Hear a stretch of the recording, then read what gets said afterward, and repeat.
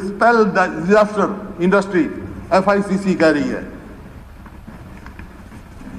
फिर alarming dictate, Hindu अखबार कह रहा है। बैड जॉब, इंडियन एक्सप्रेस कह रहा है। हरियाणा, मैं सैद्धांतिक रूप से खिलाफ नहीं हूं उसके, लेकिन जो 15 से 5 किया है ना, उसके खिलाफ हूं मैं। और 75% सब में करो।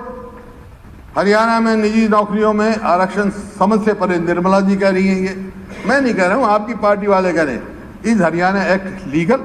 ये आपके सामने है, क्योंकि प्रमाण पत्र में जो आपने फेरबदल की है, और कल ये कहा आपने, एक तरफ तो सरकार 25-75% की रिजर्वेशन की बात करती है, एक तरफ रेजिडेंट का जो है 5 करता है।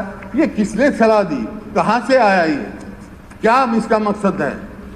क्या इसका डेमोग्राफी चेंज करने का मतलब है हरियाणा के, या जो मूल हरियाणवी हैं उनके हक पर कुठाराघात मारने का है, या जो शेड्यूल कास्ट हैं, बैकवर्ड क्लास हैं, एक्स सर्विसमैन हैं, स्पोर्ट्स पर्सन है जिनका कोटा है, उनको ज़्यादा कॉम्पिटिटिव उसमें डालने का वो है?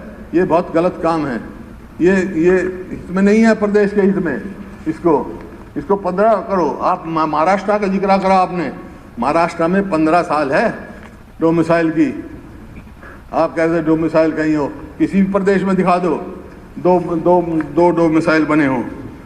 कानून व्यवस्था की बात लो अध्यक्ष महोदय, कानून व्यवस्था जो है, अपराध के आंकड़े आपने कहा 19 में 20 में कम हो गए, 19 में कम हो गए कोरोना में, लेकिन क्राइम रिकॉर्ड का डाटा जो है मुताबिक 19 में 1066 हत्याएं हुई, 1653 रेप हुए, 193 गैंग रेप हुए, 818 हत्याएं की कोशिश की गई, 3513 अपहरण हुए, 1886 बच्चों के खिलाफ अपराध हुए। यानी रोज 3 हत्याएं, 5 रेप, रोज 10 अपहरण और रोज 5 बच्चों के अपराध। और NCRB जो 218 के आंकड़े बताते हैं कि हरियाणा में औसतन रोज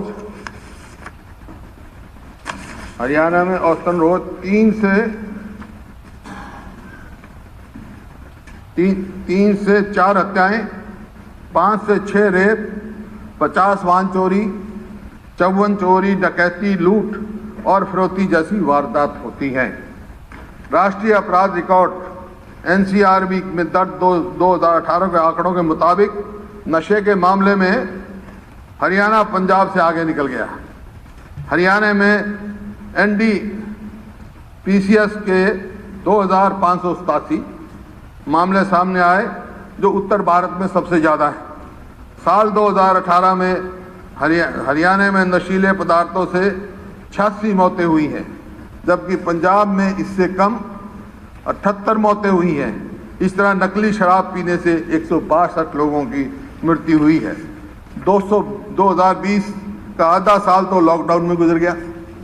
पूरा हरियाणा एक पुलिस स्टेट बना हुआ था, फिर भी लॉकडाउन के दौरान धड़ल्ले से शराब की तस्करी हुई। आज पिछले दिनों की खबरों पर नज़र डालेंगे तो लगेगा शरेआम फायरिंग और हत्या रूटीन हो गई। ये देखिए, हरियाणा में 3 मर्डर, 4 रेप। नहीं रहा प्रदेश का, कोई भी देख ले आप, अखबार उठा के, मध्य प्रदेश कहीं से देख ले, Haryana sees gang rape every day, second day, every day. बेटियों की सुरक्षा चुनौती 1774, इतनी में क्राइम रिपोर्ट, सब आप कोई भी इसमें दिखा दें। और घोटालों की जो आपने लाइन लगाई हुई, घोटाले के मैं सारे डिटेल में जाता, लेकिन मैं गिरदावरी से घोटाला शुरू हुआ। गिरदावरी घोटाला, मुआवजा घोटाला, रैक्सील दवाई खरीद घोटाला, गॉल वॉल्यूम सीड्स घोटाला, बावल भूमि अवार्ड घोटाला, नई औद्योगिक नीति घोटाला, सरस्वती कुंज घोटाला, मेंबरशिप का, धान और बाजरा खरीद घोटाला, कपास बीज व नकली कीटनाशक खरीद घोटाला, फसल बीमा घोटाला, भूमि अधिग्रहण घोटाला, मीटर खरीद घोटाला। चलिए, मैं आप बोल लेना, फिर मैं बता रहा हूँ। मेरे को आदत नहीं है ये तो आपकी अखबारों में आई मैं पढ़ रहा हूँ। मीटर खरीद घोटाला, अवैध माइनिंग घोटाला, जो आपने खुद स्वयं स्वीकार किया हुआ है, गुड़गांव मेट्रो रूट बदलाव घोटाला, हाइडल प्रोजेक्ट घोटाला, रोडवेज घोटाला जो आपने किलोमीटर स्कीम चलाई थी, SCS में नौकरी, आटा घोटाला, हरियाणा में सरकारी संरक्षण में वो हुआ, रोडवेज फर्जी टिकट घोटाला, छात्रवृत्ति घोटाला, मीटर खरीद घोटाला 2, शराब घोटाला, धान घोटाला, रजिस्ट्री घोटाला, घोटालों की और बहुत हैं और क्या क्या।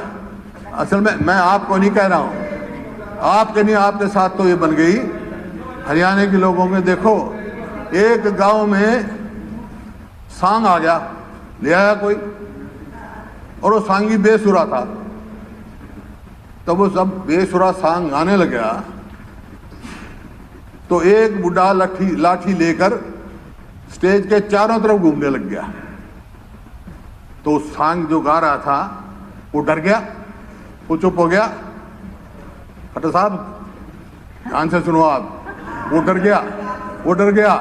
तो उसने कहा, बुढ़े ने, भाई तेरे तक कुछ नहीं कहता, मैं तो उसको तलाश कर रहा हूँ जो लाया था सांग, जिसने राज बनाया था तेरा, उसको देख रहा हूँ। तो सांग लाया था उसको देख रहे हैं लोग, जब तो घरों में नहीं घुसने दे रहे, जब तो गाँव में नहीं बढ़ने दे रहे। अरे नहीं, बात ये है खट्टर साहब, मैं पिछले 5 साल की बात नहीं कर रहा हूँ, मैं पिछले 5 साल की बात नहीं कर रहा हूँ, मैं 1 साल की बात कर रहा हूँ। हो गया एक आदमी कि मेरे को ट्रैक्टर चाहिए, तो नंबरदार से पूछा, भाई, बोला जी इसकी तो मौज है, इसे सब कुछ है, ट्रैक्टर खड़ा है, सब कुछ है, इसको कोई जरूरत नहीं, कर जाएगी। बोला अच्छा। उसने कहा, जैसे आपने इनको पहले तैयार कर लिया ना कि भाई तन्ने मेरे साथ क्यों नहीं दिया भाई। बोला अच्छा, आप जब फिर कह दे, फिर दरखास्त दे दे, मैं काम कर दूंगा तेरा। तो बोला फिर दरखास्त दे दी। दरखास्त दे के जब आया एप्लीकेशन, तहसीलदार वही, नंबरदार वही, दरखास्त देने वाला और वही तहसीलदार बोला हाँ भाई। बोला जी इसको कर्जा दे दो। अरे बोला 1 हफ्ते तो पहले कह रहा था इसकी मौज हो रही है, अब तू फिर आ गया। बोला तहसीलदार साहब जिसा खड़ा नाश हुआ इसके 1 हफ्ते में देखा मैंने, जैसे 1 साल में तुम्हारा खड़ा नाश हो गया इस सरकार का। लोग आज जा नहीं सकते, आप जा सकते हो, आप अपने हल्कों में नहीं जा सकते, ऐसा मैंने कभी सुना नहीं था। ऐसा बताओगे क्या? तो दुनिया नहीं, आज ही क्यों बताओगे?